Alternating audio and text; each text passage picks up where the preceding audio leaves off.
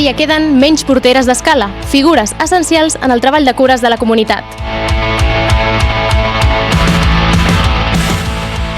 Per aquest motiu, neix La Porteria, l'espai radiofònic on coneixeràs a les persones, entitats i projectes que treballen per construir una societat més forta i arrelada. Benvingudes a La Porteria.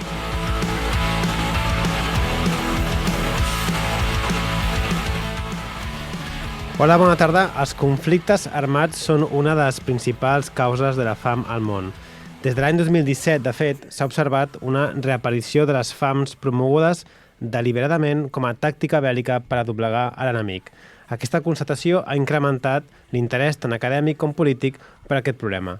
I és que el 16 d'octubre va ser el Dia Mundial de l'Alimentació, una data promoguda per la FAO, l'Organització de les Nacions Unides per a l'Alimentació i l'Agricultura. Raquel, bona tarda. Quines dades tenim més? Bona tarda, Josep. Bé, si bé és cert que en les darreres dècades i a escala mundial s'ha progressat significativament en la millora de la productivitat agrícola, els sistemes alimentaris estan desequilibrats, amb un món on conviuen milions de persones que passen fam amb molts altres milions que pateixen excés de pes. Els desequilibris s'evidencien també en un entorn amb una preocupant degradació ambiental, la pèrdua de diversitat agrobiològica, el malbaratament d'aliments i la precarietat de molts treballadors i treballadores de la cadena alimentària. Aquesta jornada, que, com ja hem assenyalat, ve instituïda per la FAO, vol promoure la consciència internacional sobre la fam i fer una crida a l'acció per al futur de l'alimentació, les persones i el planeta. Una alimentació sostenible és, segons la FAO, aquella alimentació amb un impacte ambiental baix que contribueix a la seguretat higienico-sanitària i alimentària i a una vida saludable per a les generacions presents i futures. Al programa d'avui desgranarem bé aquest concepte i ho farem de la mà de Juan Echanove. Sí, per qui no conegui el Juan Echanove, ell és expert en seguretat alimentària, agricultura i desenvolupament rural, amb més de 30 anys d'experiència internacional i, des de l'any 2025, lidera l'equip per al dret a l'alimentació precisament a la FAO. El currículum del Juan Echanove és extens, ha treballat per Europa, Amèrica Llatina, Àsia, amb càrrecs de responsabilitat tant a la Unió Europea com al mateix CARE Internacional. És autor de 4 llibres i per això avui ens fa moltíssima il·lusió tenir-lo amb nosaltres, al qual li agraïm moltíssim. Per tant, avui més que mai, sigueu benvinguts i benvingudes, obrim La Porteria.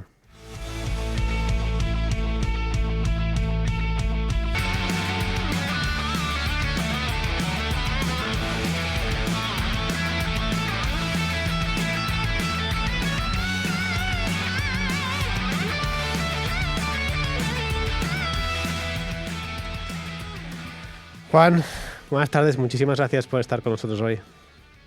Muchísimas gracias, encantado, y es un placer compartir este tiempo con vosotros en vuestro programa. Y enhorabuena por el trabajo que hacéis. Gracias, Juan. No sé si escuchabas un poco la introducción que hablábamos sobre cómo el hambre cada vez está más presente como arma para debilitar enemigo en conflictos bélicos y demás.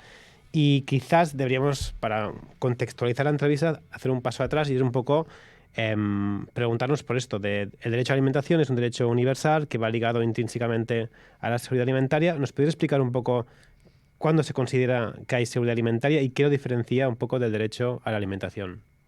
Muy bien, mira, es una pregunta muy buena, ¿verdad? Porque son dos conceptos parecidos pero muy diferentes. Cuando hablamos de seguridad alimentaria, a lo que nos estamos refiriendo es a la situación en la que las personas, o sea, todas las personas, y en todo momento pueden acceder a alimentos que sean suficientes, que sean, como decís en la introducción, nutritivos, que sean seguros y que además se produzcan de manera sostenible y que se puedan consumir en dignidad. Por ejemplo, un país puede producir toneladas de arroz, pero si las familias no tienen ingresos y la comida es muy cara, en ese país no hay seguridad alimentaria, o sea, no basta con producir. Ahora, el derecho a la alimentación va un paso más allá, porque ya no es solo una situación deseable, es un derecho humano que está reconocido por Naciones Unidas y por sus miembros, está reconocido internacionalmente, como tú bien decías, y significa que los gobiernos, por tanto, tienen la obligación legal de garantizarlo. Garantizar que nadie pase hambre y además que tenga acceso a alimentos con dignidad. O sea, resumiendo, podríamos decir que la seguridad alimentaria te está describiendo una situación, que haya comida, que haya acceso a la comida. Y en cambio, el derecho a la alimentación lo que establece es una obligación de la que nadie puede quedar excluida. Y entonces, para entenderlo, ¿existe algún tipo de resolución que garantice, o sea, que se requiere una resolución de hambruna para activar esta protección que comentabas de este derecho? Mira, realmente no, porque el derecho a la alimentación queda protegido desde la Declaración Universal de los Derechos Humanos en el año 48. Hay un pacto de Naciones Unidas de Derechos Económicos, Sociales y Culturales. Hay un montón de instrumentos, ¿no?, jurídicos a nivel del derecho internacional que lo protegen. La declaración de hambruna es algo diferente y lo que sirve es una declaración que lleva a cabo Naciones Unidas, nosotros, la FAO, con el Programa Mundial de Alimentos y con expertos, que determina a partir de qué nivel hay un riesgo y hasta qué nivel de que la población se vea en una situación de hambruna. Pero no hay que llegar a eso para que se vulnere el derecho a la alimentación. Te pongo, por ejemplo, una situación de un conflicto en la que un país, digamos, por ejemplo, la situación que se ha dado en Gaza, que Israel prohíbe el acceso de los convoyes de ayuda. Solo el hecho de prohibir el acceso de la ayuda en sí mismo vulnera el derecho a la alimentación. No hace falta que se produzca la hambruna. De hecho, cuando se declara la hambruna ya es muy tarde. Se declara para constatar una realidad y, de hecho, para movilizar la ayuda internacional para intentar frenarla. O sea, el derecho a la alimentación existe siempre y no hace falta llegar a esa situación, que es la más terrible de todas, cuando se llega a una hambruna, para que se declare. Y te voy a añadir algo más. El derecho a la alimentación no es un derecho solo que se ejerza en situaciones de conflicto. O sea, en cualquier situación, por ejemplo, en España, te puedo decir por caso, si, no sé, si el Estado no garantizara que la alimentación fuera segura, acordaos de una crisis como la del aceite de colza en su momento, pues se vulneró el derecho a la alimentación de la gente. O no sé, por ejemplo, si hay alguien en situación de privación de libertad, un preso, y es, qué sé yo, es musulmán o es judío, y se le da de comer comida de cerdo, se vulnera su derecho a la alimentación porque no se respeta su derecho a una educación, a una alimentación digna y adaptada a su cultura. O sea, es un derecho que todos tenemos como personas siempre. Sí.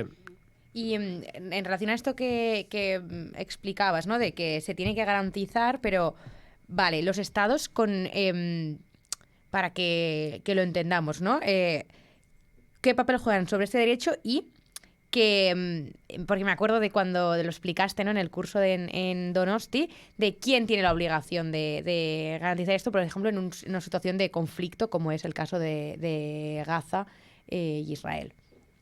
Mira, es una pregunta muy buena, porque efectivamente la responsabilidad principal es de los estados. Y normalmente lo que decimos, lo que dice de hecho el derecho internacional, es que los estados tienen tres responsabilidades, no solo con el derecho a la alimentación, con todos los derechos humanos. Una es respetar, o sea, ellos mismos no pueden vulnerar ese derecho, ¿no? Otra es proteger, es decir, cuando otros lo vulneran, tienen que evitar que eso suceda. Y otro es cumplirlo, o sea, crear las condiciones ellos mismos para que la gente pueda acceder a los alimentos, ¿no? En situaciones de conflicto, a veces la gente piensa, en una guerra los derechos humanos nos rigen. No, en una guerra los derechos humanos rigen más que nunca, porque además de la Declaración Universal de los Derechos Humanos, están, por supuesto, los protocolos del derecho internacional humanitario, es decir, los protocolos de Ginebra, que establecen de manera muy, los convenios de Ginebra, muy rigurosa, qué es lo que se puede hacer y qué es lo que no se puede hacer. No todo está no todo está permitido en guerra. Y no está permitido, por ejemplo, el utilizar el limitar el acceso a los bienes básicos, incluidos a los alimentos, a la población civil. De hecho, la potencia ocupante, como en este caso Israel en Gaza, tiene la responsabilidad de garantizar el acceso a los alimentos, bien proveyéndolos ellos mismos o abriendo la posibilidad para que otros los suministren. Y luego hay una obligación fundamental, que no se puede utilizar el hambre como arma de guerra. Estas cosas que vemos que ocurrían, que se en la Edad Media, que pensábamos que estaban olvidadas, que se sitiaba una ciudad y se hacía pasar a todo el mundo hambre para rendirla, esto está prohibido en las guerras. Y de hecho, en la mayor parte de los conflictos esto no se hace.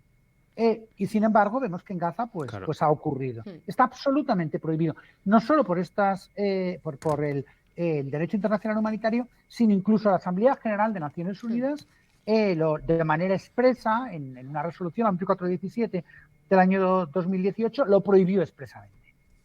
Sí, de hecho teníamos apuntado también el tema de la resolución 2417 para profundizar un poco, ¿no? Pero ya que lo comentas, ¿por qué esta resolución significa este avance, ¿no?, en el marco de protección internacional del derecho a la alimentación?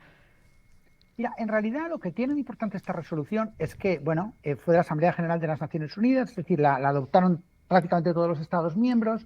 No es una idea nueva, como os digo, ya estaba recogida en el derecho internacional humanitario.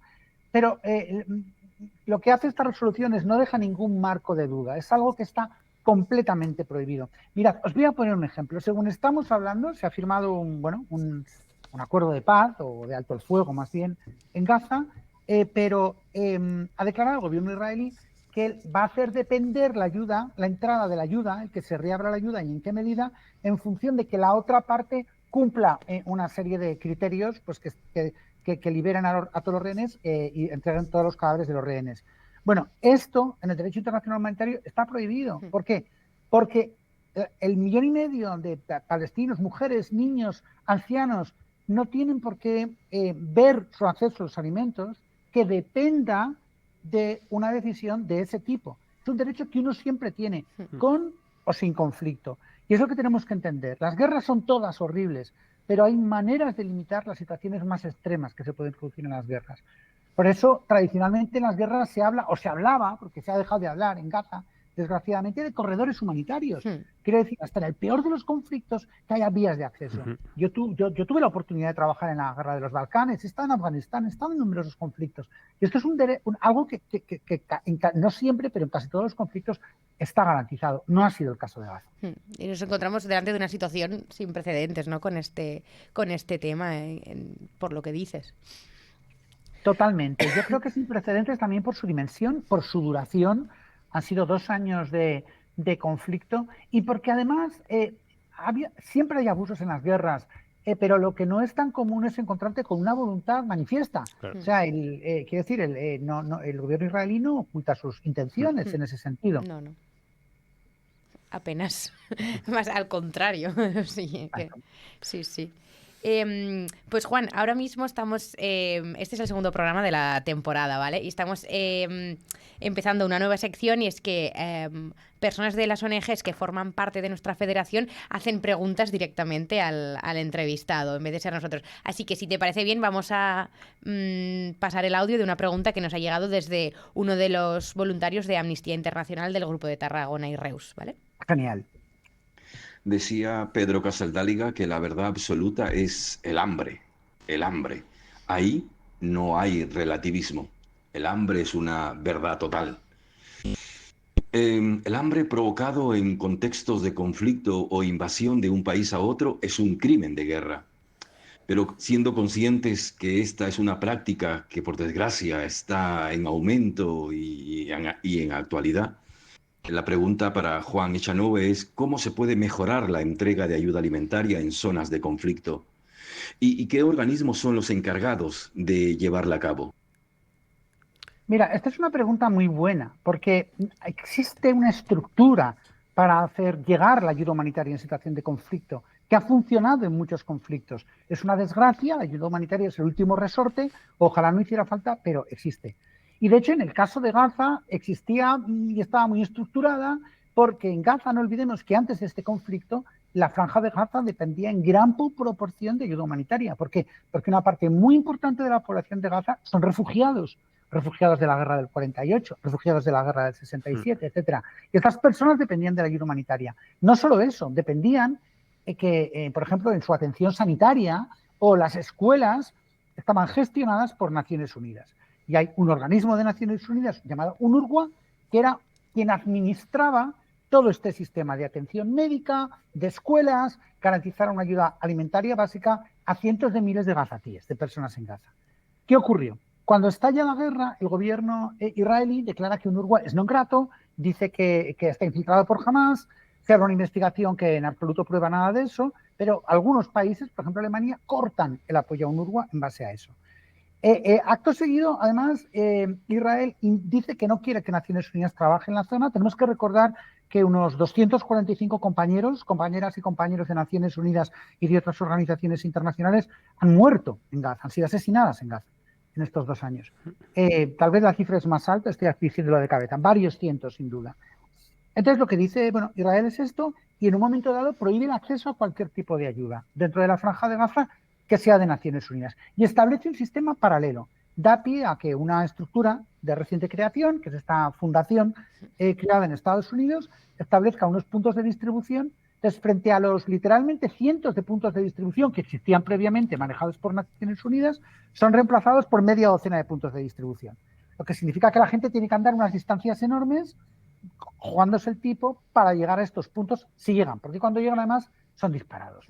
Entonces, no es que haya falla, no es que no haya un sistema para la ayuda humanitaria. El sistema existe, lo que pasa es que no se le ha permitido funcionar en Gaza.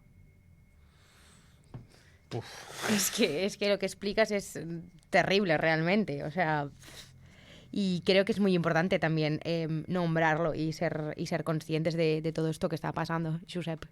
Sí, no, estaba un poco así mirando, desconocía que UNRWA actuaba así antes en Gaza.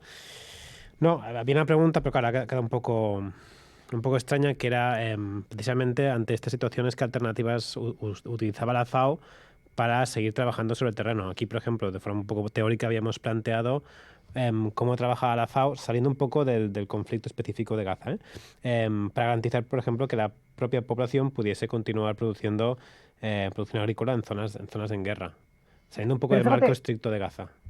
Pero Mate, es una pregunta muy adecuada incluso para la propia Gaza, porque curiosamente en Gaza, porque bueno, la gente se tenía que poner las pilas, porque también tenemos que tener en cuenta que Gaza ya estaba, digamos, sitiada, en el sentido de que los gazatíes no podían entrar, salir libremente. Entonces en Gaza, aunque es tan pequeña y tan superpoblada, había agricultura, se producían vegetales, se pescaba, de manera que en productos frescos era casi autosuficiente, pese a todas estas restricciones. Todo eso ha quedado destruido. Los estudios de la FAO, pues, según nuestros estudios, prácticamente la total de las tierras agrícolas de Gaza han sido devastadas, destruidas, la infraestructura agraria, los pozos, los silos, todo. La maquinaria, los animales muertos, etcétera.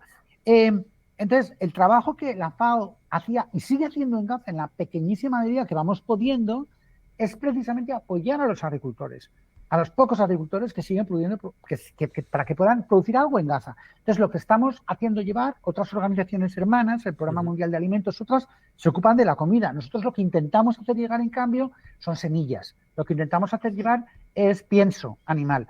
Y en general, sabiéndonos ya un poco del contexto de Gaza, ese es el trabajo de la FAO. O sea, garantizar que la producción agraria sigue teniendo lugar. Porque uno a veces piensa que en una guerra todo se destruye al mismo tiempo. Pero incluso en la situación peor, siempre puedes crear espacios para seguir produciendo. Los mercados siguen funcionando, incluso en un conflicto terrible. Porque al final, pues la vida puede con todo y la gente se tiene que buscar una manera de salir adelante. Entonces, lo que hace la FAO es, durante el conflicto, apoyar como se puede que la producción continúe. Y luego hay un papel importantísimo nuestro, y es cuando ya se va saliendo de la fase del conflicto, cómo garantizamos que se recupera esa capacidad de producción agrícola, que se abastecen los mercados, etcétera. Eso, por ejemplo, lo estamos haciendo en Colombia, lo estamos haciendo en diversos países que ya van saliendo de situaciones de conflicto. Raquel. No, es que realmente hemos hablado como un poco de todo lo que teníamos apuntado, así que está genial. En relación, a mí me interesa mucho el tema de cómo recogéis los datos, ¿no? Porque esos datos creo que son los que pueden dar pie a la justiciabilidad después de todo lo que está, la vulneración de derechos que estamos observando y que sobre todo observáis desde la FAO, ¿no? Entonces, si hablando del tema del derecho a la alimentación, ¿cómo se reclama este derecho ante los tribunales nacionales o internacionales? Mira, esta es también una pregunta buenísima, ¿verdad? No hablando solo de Gaza, pero en general. Claro, el tema es, puesto que es un derecho hay que poder reclamarlo. O sea, igual que a nadie duda de que te vulneran tu derecho a la salud y qué sé yo, te ven a tratar al hospital y en vez de tratarte te dejan peor, pues tú metes una demanda porque estás protegiendo tu derecho a la salud. Pues en realidad lo mismo ocurre con el derecho a la alimentación. Muchos países del mundo, más de 70 países del mundo, tienen el derecho a la alimentación incluido en sus constituciones, en sus sistemas legales, de manera que uno puede ir al juez. Pero, sin embargo, curiosamente, eso no ocurre en Europa. No ocurre en España, no ocurre en ninguna parte de Europa. ¿Por qué? Porque en Europa, tradicionalmente, esto del derecho a la alimentación se asociaba más que todo a no pasar hambre. Entonces era, ¿para qué vamos a reconocerlo si esto no le ocurre a nadie? Pero claro, primero tenemos que entender, como decíamos al principio, que el derecho a la alimentación no solo es el derecho a no pasar hambre, eso es el núcleo esencial, claro, pero es el derecho a una alimentación adecuada. Y ahí es ya cuando las cosas empiezan a ser diferentes. Porque, por ejemplo, gracias a que el derecho a la alimentación está reconocido, por ejemplo, y con el apoyo de la FAO, hemos hecho mucho trabajo en muchos países de América Latina para que, por ejemplo, se prohíba la venta de comida basura ultraprocesada en colegios.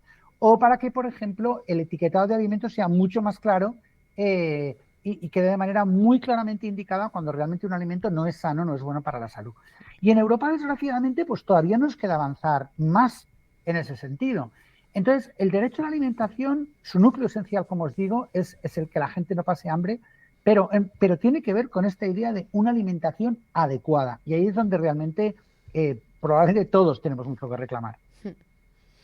Sí, es que, bueno, yo creo que la clave está precisamente en eso, en que el derecho a la alimentación es como poliédrico, no solo no pasar hambre, sino que esté el alimento disponible, no accesible, adecuado, sostenible, o sea, todos estos conceptos son importantes. También... Hablando también del tema de Gaza y de pues, los datos que nos has explicado y que me parece, a mí al menos, y creo que a Josep también, nos hemos estado aquí un poco afectados por lo que has dicho.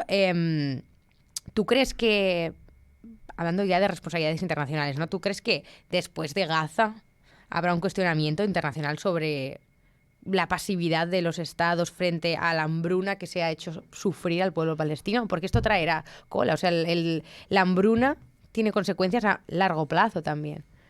Totalmente. O sea, como bien dices, la hambruna tiene consecuencias a largo plazo. O sea, una persona, un niño, por ejemplo, un menor que ha estado sujeto a un déficit calórico pues durante un periodo como así tan largo como ocurre en Gaza, no es que simplemente vuelve a comer y ya está, y vuelve a... No, es que queda afectado de por vida, ya nunca va a adquirir toda su potencialidad, ¿no? como ser humano por ese déficit que ha tenido. Yo creo que en Gaza han muerto muchas cosas, además de muchas personas. Ha muerto la confianza en el sistema de Naciones Unidas, porque nunca se había puesto en cuestión, por ejemplo, y ahora ha sido así, o sea, que se le haya impedido a Naciones Unidas trabajar, que haya habido acusaciones gravísimas contra Naciones Unidas, etcétera, etcétera. O sea, cosas que creíamos que estaban muy claras, pues resulta que ahora algunos países las están poniendo en cuestión. Y estamos hablando además de que aquí hay una responsabilidad que es bastante amplia, ¿no? Porque para que haya una guerra no solo hace falta quien combate, hace falta quien hace esas armas y las vende. Para que haya una guerra y haya una hambruna, hace falta también el silencio de otros. Si os recordáis, cuando en la antigua Yugoslavia hubo aquella matanza tan horrible en Srebrenica, se tardaron muchas décadas en que hubiera una respuesta a nivel de justicia, pero terminó llegando. Yo tengo la confianza de que la justicia siempre a la larga prevalecerá. Y además es que hay otro riesgo que yo creo que es muy importante que todos nos demos cuenta. Un compañero de OCHA, de Naciones Unidas en Gaza, decía que él cuando hablaba con los israelíes les decía, pero ¿no os dais cuenta que si no respetáis el mínimo de las reglas de la guerra, esto se os va a volver un día contra vosotros? O sea, si no hay reglas de la guerra para nadie, esto es malo para todos como humanos. Sí. O sea, en el momento en que haya otra guerra, ya vamos a partir de este modelo que se ha dado en Gaza, que es que no hay reglas y que volvemos a cómo eran las cosas hace 100 años. Sí.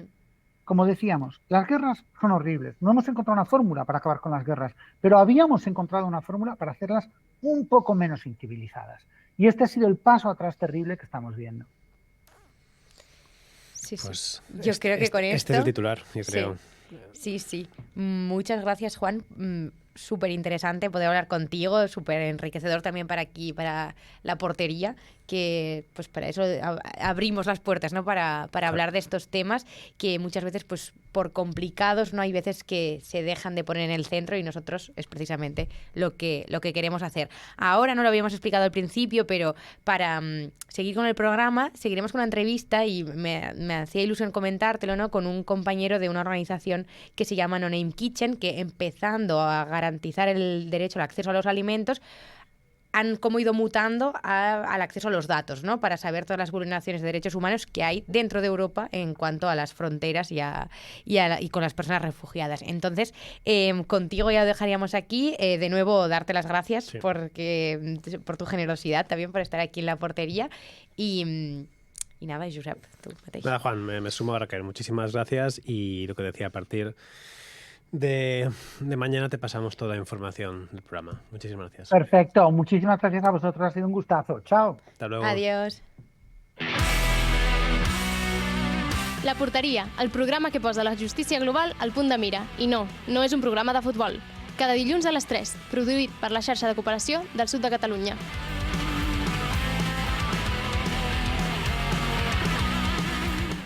Bé, doncs, Què tal, Josep? Com t'has quedat després d'aquesta entrevista? Perquè a mi...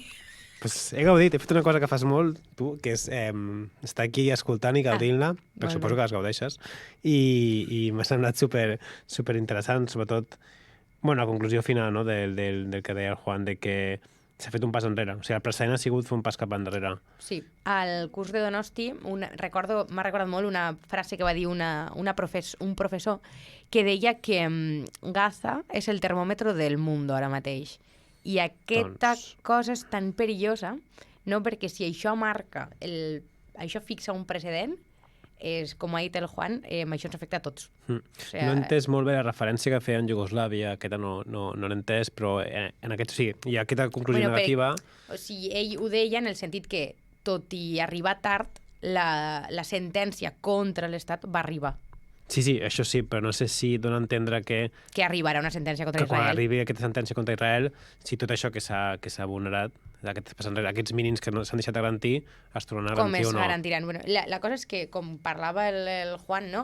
Realment ja existeix aquest sistema de dret internacional i de dret internacional humanitari que està allà. Clar, però... Hem viscut una situació en la qual Israel s'ho ha petat. Doncs a veure què passa. Com ho hem de fer, no? Com se multa l'estat d'Israel perquè ningú torni a fer, tenint en compte que estem parlant d'un estat de dins de l'Organització de les Nacions Unides. Això aquí és on comença, no? Perquè és on s'ha erigit tot aquest dret i tot aquest sistema internacional. No ho sé, jo crec que no serà fàcil, però bé, de totes maneres tenim la causa oberta de Sud-àfrica contra Israel i la causa curiosa de Nicaragua contra Alemanya per precisament deixar de donar suport a UNRWA i a Palestina. O sigui que veurem, i altres que aniran sortint. Sí, perquè també hi ha les pròpies resolucions, no?, dels tribunals internacionals. Bé, ara, com avançava, farem l'entrevista amb el Bruno Álvarez. La història de Bruno i el seu treball amb les persones migrants comença a Atenes, en un viatge de voluntariat. En la capital grega va treballar un parell de setmanes en el port de Pireu, mentre esperava que la seva empresa li cridés per a fer-li un contracte fix. Bruno era auxiliar de vol en aquell moment. Aquest viatge a Atenes li va seguir un altre i va anar va ser en aquest segon quan li van comentar la situació que ells i les migrants estaven vivint a Belgrad. Així que, sense dubtar-ho dues vegades, es va anar cap a Sèrbia a ajudar en el repartiment de roba d'hivern. Ell diu que en aquell moment el govern serbi havia prohibit l'assistència humanitària en els barracons, però que, per exemple, Metges Sense Fronteres havia continuat operant per assistir a la gent. Hot Food i Domeny s'encarregava del repartiment de menjar, i aquest és el context en el qual neix la No Name Kitchen, no? El 3 de febrer de 2017, la Kitchen, que és com li diuen ells, va repartir menjar per primera vegada entre les persones en trànsit. L'objectiu era clar: alimentar a quantes més persones millor de totes aquelles que ho necessitaven. Aleshores, el Bruno no podia estar ara mateix en aquestes hores amb nosaltres, però vam gravar l'entrevista i a continuació la podeu gaudir. Bruno, ¿qué tal? Muy buenas, aquí estamos. Gracias por participar aquí en La Portería.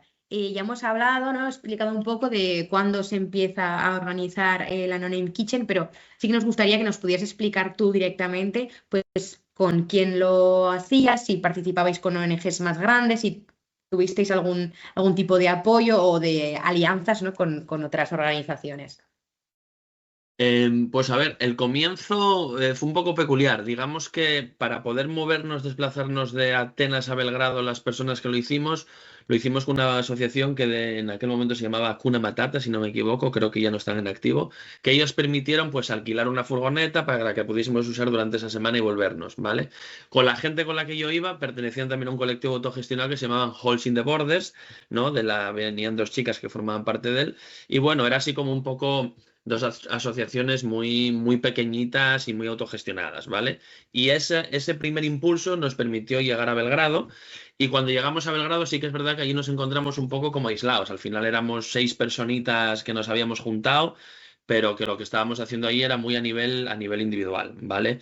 Sí que es verdad que las chicas de Halls in the Borders tenían como algún dinerito, no sé, igual 200, 300 euros para comprar algo de material de limpieza, una cosa así, y poco más. Y cuando llegamos a Belgrado sí que nos dimos cuenta como que no había, básicamente, había una carta emitida abierta por el gobierno que prohibía la asistencia humanitaria en el espacio, pero aún así estaba la gente de Hot Food y Domeny, que ellos venían de estar en Idomeni, como su propio nombre indica, y podía ser como una mini kitchen ahora, ¿no? Que ya tenían su digamos, su CIF, ya estaban registrados y a ellos les permitían cocinar a las afueras de Belgrado y venían a la 1 de la tarde y repartían en una, bueno, son las típicas imágenes de la cola esa grande que repartían como unas 600 raciones de comida ellos a la 1 de la tarde.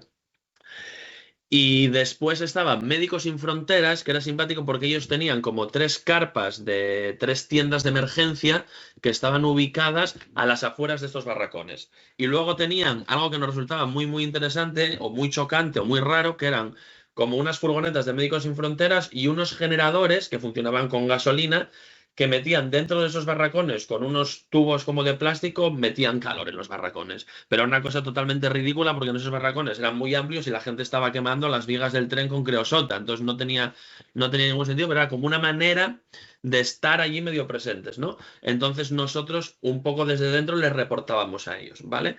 Y entonces digamos que un poco entre Hot Food y Domeni, que cuando empezábamos a decidir que queríamos montar una cocina, medio Paul, que era la persona que lo llevaba, nos dijo, bueno, si necesitáis alguna olla o algo, igual os puedo dejar. Y Médicos Sin Fronteras, que nosotros les íbamos informando de lo que pasaba dentro. De hecho, al principio, antes de ninguna cocina, de lo primero que hacíamos era como unas labores de limpieza y Médicos Sin Fronteras sí que nos daba como dinero, digamos, o podíamos ir a un supermercado que les dábamos un ticket y ellos facturaban eso. Y les informábamos de lo que pasaba dentro. Luego con el tiempo evolucionó y una de las tiendas que tenía Médicos Sin Fronteras la dejó para que fuese la tienda donde guardábamos la cocina y lo guardábamos todo, ¿no? Pero era un poco el tejido asociativo que conseguimos montar con los que estábamos allí. Súper interesante. Sí. Estamos dando un poco por sentado el contexto de lo que os encontrasteis ahí, de la situación de estas personas.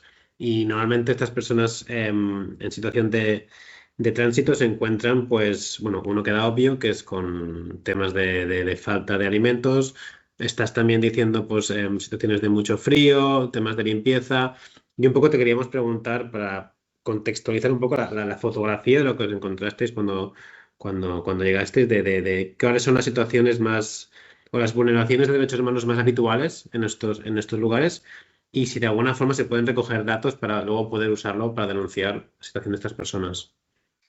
A ver, cuando nosotros llegamos, ya te digo que la mera asistencia humanitaria estaba prohibida. O sea, si tú te pones a cruzar la frontera con la furgoneta como íbamos y en vez de meter las chaquetas digamos, en maletas como que vamos de Erasmus, nos presentamos con la furgoneta llena de mantas, automáticamente no nos dejan cruzar la frontera y nos hacen dar la vuelta, ¿no? Eso ya como una cosa muy clara. Después en el espacio, ya te digo, era un espacio totalmente dejado, no había baños, no había agua, no había luz, no había absolutamente nada de nada. Y nosotros en aquel momento, si te soy sincero, no estaba en nuestra cabeza denunciar nada de nada, porque lo único que hacíamos era dar de comer en base a que hablando con las personas, lo que nos decían era que sí, está muy bien que a la 1 de la tarde venga esta asociación y tengamos un plato de comida, pero sería muy bueno que por la noche, antes de tirarnos en estos barracones llenos de suciedad, podamos tener otro plato de comida, ¿no? Y ahí en esos barracones, ahí es donde sí, lo que hacemos es generar una cocina. Pero en este momento no sentimos nada de tener que contar ni devoluciones en caliente ni nada de esto, porque en Belgrado en ese momento solo era una cuestión de alimento, ¿no? No había otra cosa. Luego ya podemos entrar en detalles de cuando vamos a la frontera, ¿no? Con SID y cómo ahí sí que empezamos a ver las vulneraciones de derechos humanos a otro nivel, empezamos a ver golpes, porrazos, empezamos a ver muchas vejaciones, ¿no? Y ahí ya nos vemos obligados a tener que contar eso que nos cuentan los chavales, que nos lo cuentan a nosotros porque confían en nosotros. No lo cuentan en los campos oficiales de refugiados que hay en Serbia, que en aquel momento había 18, ¿vale? Con la bandera de la Unión Europea a la entrada. Allí nadie cuenta nada, porque no hay confianza, no hay espacios seguros de contar este tipo de cosas. Quizás precisamente porque no hay este trato humano con ellos. Esa es la clave, esa es la clave y para nosotros es la clave de la Kitchen, ¿no? Que es la humanidad que tiene. Nosotros no vamos con logos, incluso el nombre igual tiene un poco que ver con todo eso, ¿no? Y somos muy de compartir con la gente y demás. Además, fuera de los espacios oficiales, nosotros no estamos en los campos dentro, siempre estamos fuera en asentamientos que hay gente que sale del campo y compartimos un té, un partido de cricket o simplemente nos preguntamos qué tal estamos los unos a los otros, ¿no? Entonces ahí, en ese tú a tú dentro de las diferencias de privilegios y de todo lo que significa y que somos personitas que estamos allí, oye, ¿cómo estás? ¿Qué te pasa? ¿Por qué estás pasando? ¿No? Y no hay... Es que de verdad la situación en los campos en aquellos momentos era muy, muy compleja, ¿eh? Y los propios agentes de seguridad, digamos, las personas que estaban allí gestionando que no hubiese problemas, pues te puedes imaginar el típico eslavo, tros y no sé qué, mucha rudeza, metiendo a 50, 60 personas en la misma habitación, afganos con pakistaníes, y bueno, todo una mezcolanza bueno, muy, muy, muy complejo todo. Que se junta, ¿no? Un desconocimiento del origen de esas personas con una pasividad total por intentar entenderlo, ¿no? Y Absolutamente. entiendo que a raíz de preguntar, ¿no? ¿Cómo estáis? Que es una pregunta bastante obvia que normalmente no se hace, es cuando empezáis, ¿no? A recoger todos estos testimonios y a realizar todos estos informes que hacéis desde la Kitchen. Sí, básicamente, a ver, uno de los detonantes de que nos quedásemos en Belgrado también fue ese, ¿eh? Cuando repartimos las chaquetas, no teníamos pensado montar una cocina y estábamos por irnos. El mero hecho de estar alrededor de un fuego con muchas personas y hablando con las personas, nos dimos cuenta que ya con estar ahí ya era suficiente, ¿no? Ya nos parecía como algo muy importante. Fruto de eso, bueno, surgió la cocina, tal cual, y luego cuando se produce lo que llamamos la eviction, el desalojo de los barracones de Belgrado, y a esas cerca de 1000 personas las mandan a los campos oficiales de refugiados, ahí es cuando nosotros nos vamos a Sid, porque muchos de los chicos nos contactan desde Sid, desde este pueblo en la frontera con Croacia. Y cuando nos mandan la posición GPS, ¿no? De dónde estaban y nos movemos allí, a los 10 días de estar allí es cuando ya nos empiezan a hablar del game, ¿no? Ese concepto archiconocido, digamos, en los Balcanes de ir a cruzar las fronteras, ¿no? Que es un poco como el risky que se usa en Ceuta y Melilla, que es a lo que llaman a los chavales el hecho de poder subirse a un barco y llegar a Península, ¿no? Y cuando empezamos a hablar del game, en 2017, de la que nosotros empezamos a ver las primeras devoluciones, bueno, eso del game era un poco ficticio, ¿no? Y empezamos a verlo como muy de continuo y que los chavales a los 6 o 7 días nos vuelven al mismo punto de distribución con porrazos, nos vienen con los ojos morados, nos vienen con teléfonos rotos, nos vienen con el dinero robado, nos vienen con mordeduras de perro y nos vienen contando unas historias que son muy, muy, muy difíciles de entender. Y de mano, pues imagínate con la red que teníamos de vida de 4 meses, muy pequeñita, pero a través de Médicos Sin Fronteras, que sí que es verdad que eran los principales que nos estaban apoyando y ellos ya tenían un nombre, pues empezamos a documentar, a coger la información que puede ser necesaria para cierto tipo de cosas, ¿no? Y de ahí es donde surge Border Violence Monitoring Network, que es esta red que confundamos con un colectivo como es la Kitchen, pero que en aquel momento estaba en Hungría, ¿no? En la misma situación que la Kitchen en Serbia con Croacia, pero en Hungría, desde Serbia, que se llamaba Subotica. Y entonces a partir de ahí sí que ya surge como unos puestos de trabajo que se financian para poder documentar todo esto. Entonces, de manera sistemática, empezamos a tener a gente profesional transformando, digamos, eso que nosotros damos por voz al principio en escritos y empieza a generar cierta información. Y luego es cuando viene el caso de Madina, ¿no? Que siempre menciono, la niña de 7 años que muere en esa devolución ilegal y que eso genera pues genera mucha controversia y sobre todo genera que esta gente que está en frontera, que están contando cosas y no están ellos, no se sabe, ¿no? Entonces ahí es donde por fruto de esa desgracia, como que nos motivamos y nos vemos con una necesidad absoluta de seguir en frontera contando todo esto. Eso al final es un poco la resiliencia, ¿no? Pasa una cosa muy cruda y lo que hacemos es reaccionar para hacer algo. Comentabas que había ciertas banderas, ¿no? En ciertas carpas gigantes que no servían para absolutamente nada. Y esto nos conecta con una parte que queríamos también hablar contigo, que es el tema de las responsabilidades, ¿no? ¿Qué papel? No qué papel juegan, sino qué papel no están jugando los gobiernos europeos y sobre todo el tema de las fuerzas de inseguridad en este caso, porque parece ser que la seguridad ante las ciudadanas europeas la tenemos muy clara y muy garantizada, pero parece ser que si eres un ser humano que no eres europeo, aquí las cosas, aunque estés en territorio europeo, cambian bastante, ¿no? Bueno, aquí es donde, a ver, cuando todo eso 2017 estamos hablando de Serbia primero, luego hacemos lo mismo en Bosnia y es una externalización de las fronteras muy clara, ¿no? Es la de la Europa fortaleza, la empezamos a proteger, ¿no? Desde Serbia y desde Bosnia, financiando campos de refugiados en Serbia y en Bosnia y que el problema se gestione desde allí, ¿no? Si vemos lo que incrementó el presupuesto Frontex, ¿no? Esa agencia para la protección, ¿no? De todo esto, bueno, es irrisorio. O sea, los millones y millones y decenas y centenares de millones de euros que se están utilizando en Frontex son exagerados. El cómo se empiezan a fortalecer la frontera entre Serbia y entre Serbia y Hungría, pues lo mismo, 167 kilómetros de valla, todo fortificado, y empezamos a ver cómo se invierte gran cantidad de dinero en proteger nuestras fronteras, que al final son irrisorias, porque alguien que está en Serbia o en Bosnia no se va a dar la vuelta por mucho que lo deportes 3, 4, 5 o 6 veces o le robes el dinero. O sea, no se va a dar la vuelta, va a cruzar pagando a mafias o pagando a otras personas o cruzando de manera ilegal jugándose la vida, ¿no? Entonces, bueno, es una mentira muy, muy, muy grande, porque al final no va a ningún lado. O sea, no va a ningún lado. Las personas siguen sus caminos, y si no es de un lado, de una manera es de otra. Oye, igual luego llegan a Francia, llevan 3 años viviendo debajo de un puente en París, se dan cuenta de la mierda que es Europa y se dan la vuelta, ¿no? Y quieren volver a sus países si pueden. Pero desde luego que es que nadie se da la vuelta, ¿no? Entonces es un desgaste tanto físico como mental, como todo lo que te puedes imaginar de las personas, pero que están en un proceso muy, muy de motivación de estoy más cerca de mi destino final, ¿no? Entonces, por mucho que tú me vayas desgastando, sí, me sigo sintiendo mucho más privilegiado que mis primos que están en Afganistán, que no han podido salir de allí, ¿no? Entonces, bueno, es que da igual, es que la gente lo sigue intentando y lo conseguirá antes o después, o mueren en el camino, ¿no? Que por desgracia es el caso que les pasa a muchas personas. Claro. Y relacionando con el tema de los informes que hacéis, ¿cómo de estos informes, que ya me parece suficiente trabajo, ¿no? Recoger todo el testimoniaje, ¿cómo lo activáis para exigir responsabilidades, para que realmente la seguridad que se debería garantizar se pueda hacer una denuncia y poder movernos hacia aquí? A ver, de mano, ya te digo, con Border Violence Monitoring Network se monta el Black Book of Pushbacks. El Black Book of Pushbacks se puede descargar online. Son más de 1000 y pico testimonios de devoluciones en caliente. Ese libro está financiado por The Left, se presentó en el Parlamento Europeo, y salen eurodiputados con fotos que nosotros tomamos a las personas que han sido devueltas en caliente. Bueno, en ciertos momentos se habla de ello y se pone el objetivo.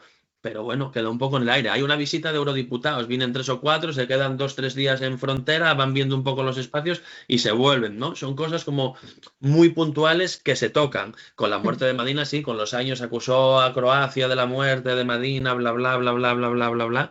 Pero bueno, queda ahí.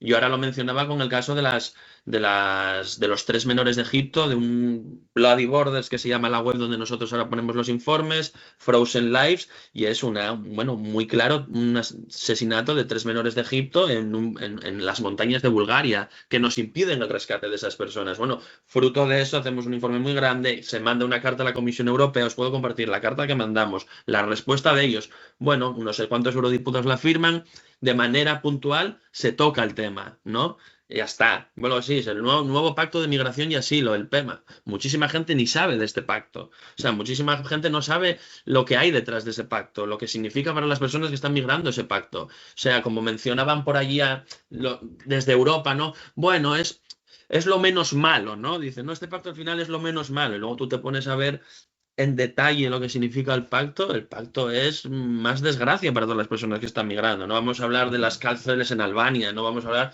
de los barcos de rescate que no les dejan ir a faenar, ¿no? No vamos a hablar de que Abascal puede decir que se hunde el Open Arms y que no pase nada. En las jornadas estas que estaban en Cataluña estaba mi compañera de Mediterránea y nos decía de cómo simplemente por desobedecer el desembarco de personas a un puerto más cercano y no el de 3 o 4 días que les mencionaba, y no, tenemos personas en situación de distrés absoluto, no vamos a desembarcar a 4 días de aquí, nos vamos a Trapani y desembarcamos en Trapani, Sicilia. Fruto de eso les han parado el barco 60 días, les han multado. O sea, es de locos esto. Cuando todo comenzaba, los barcos en la Operación Mare Nostrum, los barcos de la sociedad civil no, sino de los gobiernos salían a rescatar a personas. Todo eso se ha parado. Ahora es toda la sociedad civil con sus barcos de rescate llegando a donde pueden llegar. Es que vamos para atrás, a otro nivel. Ahora antes de pasar al último bloque, me surge a mí la pregunta de ¿qué consecuencias tiene para vosotros, para las personas activistas esto? Porque sí, sostener, ¿no? La incompetencia europea, y hablamos en el contexto europeo, no te estoy hablando de los países que salen en las listas de defensores ambientales más perseguidos o asesinados, no estamos en Europa. ¿Qué consecuencias tenéis a días de hoy los activistas en Europa? Pues bueno, consecuencias tenemos.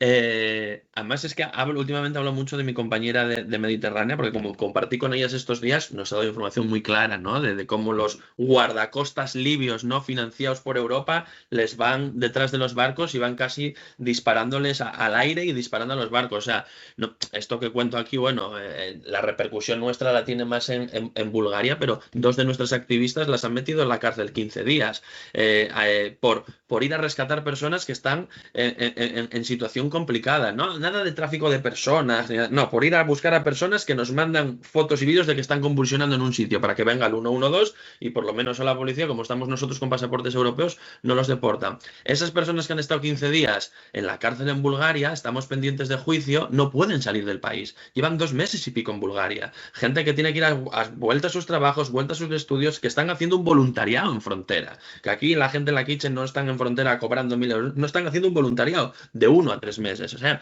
son cosas que no hay por dónde cogerlas. Y sí que es verdad que nos van desgastando, pero echan a uno, va a volver otro. Hay gente que quiere ir a terreno. Esto te va cabreando, pero te va dando energía a la vez para decir, no puede ser, tenemos que contarlo y denunciarlo. Estamos pendientes de un periodista de Times, del The Times de Londres, que estuvo hablando con el primer ministro en Bulgaria, que estuvo hablando con el embajador del Reino Unido en Bulgaria, y ese primer ministro de Bulgaria habla de la Non-in Kitchen como que estamos destruyendo Europa y como que estamos aquí traficando con personas, ¿sabes? Son unas cosas que es en plan, pero o sea, y somos personas que simplemente empatizamos con gente que está migrando y que se está buscando una vida mejor y que consideramos que no es justo, ¿no? Que les estén hundiendo la vida, ¿no? Es en plan, o sea, por favor, lo mínimo de lo mínimo. Y por esto nos van buscando las cosquillas de una manera que es increíble. Bueno, pues Sí.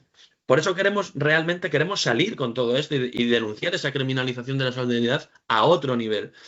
Por suerte, cuando pase, quiero creer que igual vosotros daréis voz y todo eso, pero ahora mismo, por estrategia de la defensa, no podemos hacerlo. Tenemos que mantenerlos callados para ver si conseguimos que esas 2 personitas que están en Bulgaria puedan salir del país. Sí. Es muy duro, es muy duro. Sí, pueden haber consecuencias. Y también, eso es otro tema, lo peligroso que es, ¿no? Que se pueda sentar un precedente con el tema el delito de tráfico de personas, que para nada estaba pensado cuando se legisló para ir precisamente contra las ONGs, que precisamente tienen como objetivo salvar la vida de las personas. En fin, Josep. Sí, ya, una última pregunta, porque estamos ya al límite de tiempo. Y un poco viendo la evolución del proyecto, pues al principio con este papel más asistencialista, luego con este esfuerzo informativo de publicar todo lo que está ocurriendo a través del Border Violence. Y te quería preguntar precisamente, ahora comentabas que has estado en Cataluña con las jornadas, y que te queríamos preguntar por la respuesta de los estudiantes, de los chavales, cuando les cuentas un poco lo que os encontráis en las fronteras, si les viene de nuevo, si ya lo sabían, pero no hay esta empatía que tú comentabas. Un poco cuál es el feedback que tienes de esta experiencia. A ver, sí que es verdad que no he podido profundizar, si os soy sincero, mucho en detalle con los alumnados, porque a veces era un auditorio que venía en tercero, cuarto, primero de la bachiller y tenías a 200 personas ahí, hablábamos y nos íbamos. Sí que cambia mucho de los centros donde trabajan el tema, de los centros donde no lo trabajan, ¿no? Donde les viene de nuevo. Pero sí que es verdad como que de mano ves cuando tú lo cuentas, ¿no? Y sobre todo pones en el foco que muchas de las personas son menores, que tienen la edad de esas personas que están en ese auditorio, la gente empatiza, o sea, no hay más, tienen que empatizar. Desde luego que si hay 200 habrá 20, 25, 30 que estén en otra película, pero sí que creemos que muchas de las personas a las que se les cuenta esto por primera vez les toca, ¿no? Y quiero creer que fruto de ello, pues igual se empiezan a producir ciertas transformaciones. crímenes, ¿no? De algún tipo. Por eso para nosotros es hasta cierto punto muy importante el poder ir y contarlo, pero que lo cuente Bruno, Blanquito, que fue allí a apoyar es una cosa, pero estaría muy bien que lo contase Mohamed, Mustafa, lo contase Asís, que son las personas que han migrado, ¿no? Y que lo han experimentado en sus propias carnes. ¿Qué es lo que pasa? Que esta gente no lo puede contar porque tienen que trabajar, tienen que hacer cursos, y es muy difícil el hacer, ¿no? Como esa conjunción entre ir a un cole, contarlo y que luego nosotros, las asociaciones, es muy complicado que tengamos el perfil de una persona que puede ir a hablar a los coles, ¿no? O sea, tenemos que hacer otras muchas cosas. Yo compartí una mesa con la expresidenta de Médicos Sin Fronteras y ellos me decían que como Médicos Sin Fronteras no tienen este perfil, ¿no? De sensibilización, de poder ir a un centro, porque ellos están muy en la acción directa, ¿no? En la acción, que es verdad, ¿no? Pero también consideramos que hay que ver cómo empezamos a utilizar recursos de alguna forma para poder ir a estos espacios donde 14, 15, 16, 17, solo hay que ver la perspectiva de voto de varones de esas edades hacia dónde va, ¿no? Entonces, bueno, hay mucho trabajo que hacer, por desgracia. Totalmente. Y es que si no se hace este trabajo, se va avanzando por la derecha, básicamente. Es que es así, es que es así. Y lo fashion aquí ahora, bueno, y vosotros estáis en Cataluña, y bueno, vamos a decir que igual es otra cosita, pero la banderita de España y jiji jaja, aquí es lo que mola, ¿sabes? Aquí es lo que mola y es lo fashion. No, lo molón no es tener un colega afgano o un colega americano o un negrazo jugando al baloncesto, eso no es lo fashion, ni lo molón, ¿sabes? Aquí lo guapo y españolitos con españolitos y bandera España. Entonces, bueno, es un poco ridículo, ¿no? Entonces es cada vez más aislados, hay menos comunidad, cada uno con su móvil, no hay espacios de compartir, es que está la cosa muy compleja y el algoritmo te muestra lo que te muestra, el algoritmo es muy listo y desde luego que la derecha son muchísimo más espabilados y están haciendo un curro en comunicación y en esos ámbitos mucho más avanzados que el resto. Entonces, bueno, habrá que ver qué pasa ahí, porque desde luego que no nos están ganando el terreno y no es justo, porque no es la realidad. Pero bueno, se puede salir a decir mentiras y se puede salir a decir cifras que no son verdad con total impunidad, igual que puedes salir a decir que puedes hundir el Open Arms con total impunidad y que a nadie le pase nada. No puede ser, o sea, no puede ser. Sí, es que estamos en el mundo que sale gratis hacer las acusaciones. Estaríamos hablando un montón de tiempo más. Me voy calentando poco a poco, Pero el tiempo del programa llega hasta aquí, así que muchas gracias. Parla tu una mica, perquè és que... Bueno, he anat apuntant coses i ells dos, tot i parlar de temes que sí que es toquen però diferents, els dos han conclòs vamos para atrás. És que m'he anat apuntant, ho ha dit abans el Echenova i ara ho deia el Bruno, vamos para atrás. I és interessant que escoltant una segona vegada l'entrevista veus molts detalls. El que tu deies, li explicaves a l'Echenova sobre el Bruno, és veritat, o sigui, al final aquesta gent el que fa és una evolució degut a el que es troben allí. O sigui, al principi ells eren útils pel fet d'estar. Sí, aquella anècdota del foc i com veuen que només per estar allà ja són útils. Que fins i tot Metges Sense Fronteres, no? Com que els utilitzava una mica per facilitar aquest servei d'oferir el menjar. I que després estan al piposte que es troben aquestes 1.000 persones que canviaven de campament, que han dit, bueno, aquí hem de fer alguna cosa, i el projecte evoluciona ara, amb aquesta segona fase, inclús tercera, anem a treballar també amb dades. Que ell parlava també d'aquest impacte, no sé quant temps tenim, parlava de l'impacte d'estar allà i l'impacte que no hi creu gens de anem publicant el que està passant aquí, però sabem que l'impacte és menor. O sigui, si ve un parlamentari, si no, això no sé què passarà. I aquesta tercera fase, que és la sensibilització. O sigui, com el projecte va evolucionant, no perquè hi hagi un pla, sinó per la situació d'allà mateix. I crec que també és molt interessant conèixer el tema del Bruno, de l'Anònim Kitchen, perquè estan treballant a Europa. És que no ens podem oblidar d'això, que estan treballant a Europa, que tenen 2 persones voluntàries preses a Bulgària. És que no ens podem oblidar d'això. A mi em sembla un testimoni mega necessari, perquè aquí, sobretot a la porteria, sempre parlem amb cooperants internacionals, no? I ho veiem com una cosa que a vegades queda llunyana, no?